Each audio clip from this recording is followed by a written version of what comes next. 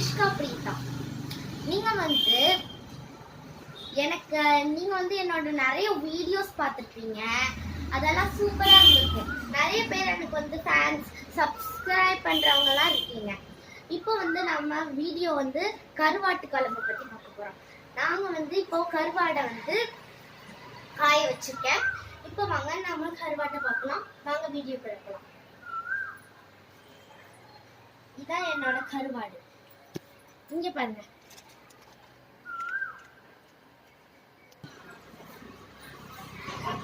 இந்த கருவாட்டுல பக்கத்துல வந்து ஒரு கருப்பு குச்சி போடணும் பாருங்க.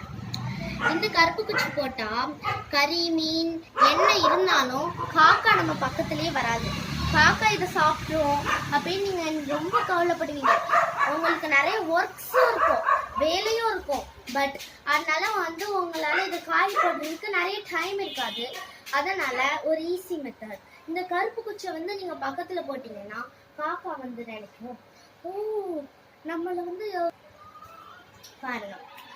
இந்த கருப்பு குச்சி இதை நீங்க போடணும். போட்டா நம்ம காக்கா வந்து இதோ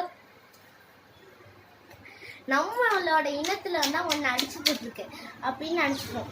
உடனே அது வந்து நம்ம இதுகிட்ட வராது. நீங்க கறி மீன் என்ன போட்டாலும் பரவாயில்ல, இதை யூஸ் பண்ணுங்க. ஓகே, இந்த வீடியோவை பாருங்க. இதோ கருவாடுல வந்து ஒரு குட்டி மீன் கருவாடு இருக்கு. அடுத்து பீஸான கருவாட்ஸ் இருக்கு.